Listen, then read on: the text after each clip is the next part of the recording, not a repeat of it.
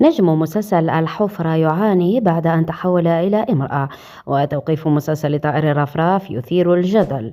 وهل تقصد الممثل مراد يالدريم الإساءة إلى مسلسل المدينة البعيدة، وتحديدا إلى الممثل أوزان أكابابا؟ لمعرفة تفاصيل هذه الأخبار وغيرها خليكم معنا.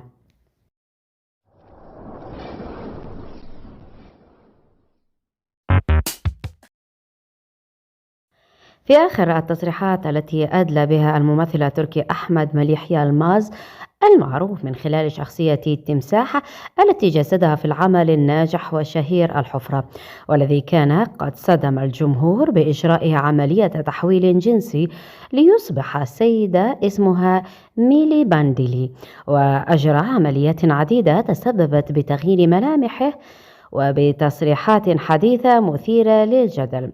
قالت ميلي، والتي هي أحمد مليح يلمى سابقا، في تصريحات حديثة إنها أصبحت عاطلة عن العمل ولم تتلقى أي عروض في مجال التمثيل. وقالت ميلي إن تحولها إلى أنثى جعلها بدون أي عمل، حيث لم يقدم لها أي مخرج أو منتج أعمالا جديدة، مما قد يؤدي إلى دخولها في أعمال غير أخلاقية لتأمين النقود. واشتهر النجم التركي أحمد مليح يلماز بشخصية التمساح في المسلسل التلفزيوني الحفرة، وأعلن الممثل الناجح الذي لعب دور البطولة في العديد من الأفلام والمسلسلات التلفزيونية عن تحوله جنسيا إلى أنثى عبر حسابه الخاص في انستغرام سنة 2022. وقالت زوهال يلماز والدة النجم التركي حينها إنها تدعم ابنها في هذه القضية، وقالت هذه مسألة عائلية ولا تهم أحدا، وأضافت يجب على الجميع أن يهتموا بحياتهم الخاصة. وفي تصريحات سابقة لميلي الذي هو أحمد يلماز، قالت: أتمنى ألا يتم أخذ مهنتي مني لأنني أردت أن أكون امرأة. أتمنى ألا أضطر إلى العمل بالجنس لأن مهنتي سلبت مني. وقالت: أتمنى ألا يكون كل شيء بهذه الصعوبة. وتفاعل العديد من المعجبين مع ميلي متمنيين أن تحصل قريبا على أدوار تناسبها. نفى النجم التركي آراس بولوت إينملي الأنباء التي انتشرت مؤخرا حول دخوله في علاقة عاطفية مع بطلة مسلسله الجديد العبقري. وجاء أول رد له، حيث أكد آراس في تصريح صحفي أن ما تم تداوله على مواقع التواصل الاجتماعي لا أساس له من الصحة. وشدد آراس على أن العلاقة بينه وبين زميلته في العمل أيلول إيرسوس تقتصر على الزمالة فقط، حيث تصغره بما يقارب 11 عاما. وأوضح أراس أن هذه الشائعات ليست الأولى التي تطال خلال مسيرته الفنية، كما أشار إلى أن تركيزه الكامل منصب حاليا على دوره في مسلسل العبقري، الذي يعتبره واحدا من أبرز وأهم الأعمال التي شارك فيها حتى الآن. ومسلسل العبقري حظي باهتمام واسع منذ بدء عرضه، حيث نجح في جذب شريحة كبيرة من الجمهور بفضل قصته المثيرة وأداء أبطاله المتميز. وتعد مشاركة آراس بولوت في هذا العمل خطوة جديدة له في أعماله الدرامية التي تأخذ طابعا مختلفا.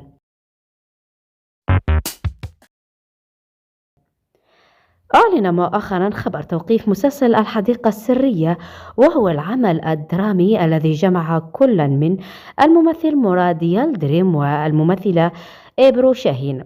خبر توقيف العمل فجأة نزل كالصاعقة على متابعيه الذين صدموا من قرار القناة التي لم تمنح المسلسل أي فرصة.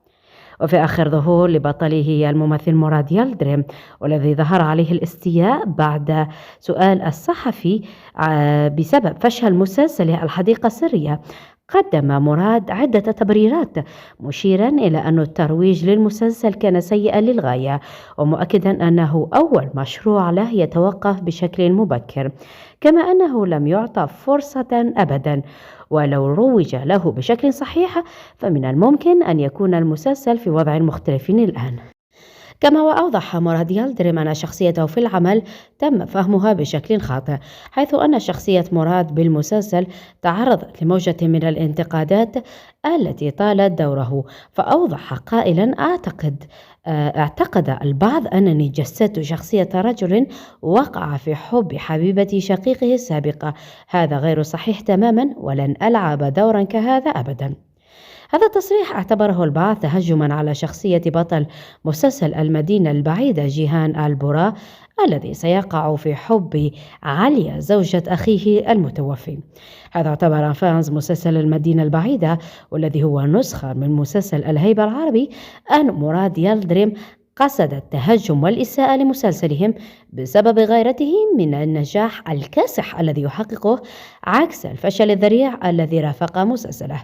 فيما أكد البعض أن تصريح مراد لا يقصد به التهجم على أي عمل، بل كان يرد فقط على الانتقادات والهجومات التي طالت دوره في الحديقة السرية.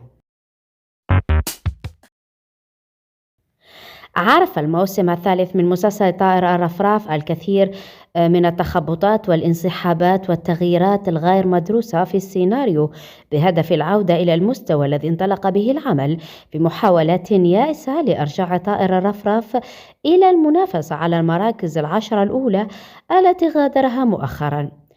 وفي جديد أخباره، تأكد رسميا انفصال الممثلة بيلين أكيل التي تقدم شخصية ديار في طائر الرفرف، حيث أكدت الصحفية بيرسين عن انفصال الممثلة بيلين أكليل أن الممثلة هي من قررت المغادرة والانفصال عن المسلسل في وقت أبكر مما كان مخططا له بسبب التغيرات المستمرة في السيناريو، حيث تبين أن شخصية ديار التي تم تقديمها في البداية كشخصية قيمة جدا ومهمة بالنسبة إلى فريد، تحولت إلى شخصية شريرة عكس ما كان متفقا عليه، مما دفع ببيلين إلى طلب الانفصال من المسلسل، بالإضافة إلى انشغالها بمشروع مسرحي.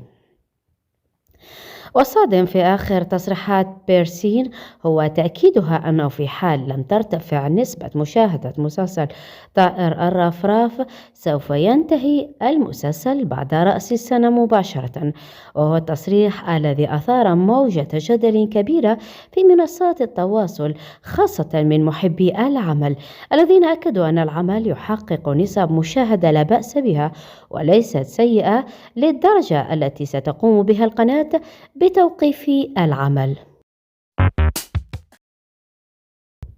من أكثر الأعمال التي أثارت الجدل الموسم الماضي كان مسلسل الياقوت، والذي كانت بدايته تنافسية وقوية، إلا أن كتاب العمل أدخلوا القصة والسيناريو في نفق مظلم، فاحتار المتابعون من هم ثنائي القصة وأبطالها بعد تشابك الأحداث والشخصيات، لتندلع حرب طاحنة بين المتابعين في منصات التواصل بين حزب الممثل إلهام شين وحزب الممثل بوراك بيركاي. هذه الأحداث انعكست على المسلسل بالسلب، وانتقل الخلاف من منصات التواصل إلى كواليس العمل، الأمر الذي دفع بالممثل إلهام شين إلى الانسحاب من العمل وتأكيد ندمه على المشاركة فيها.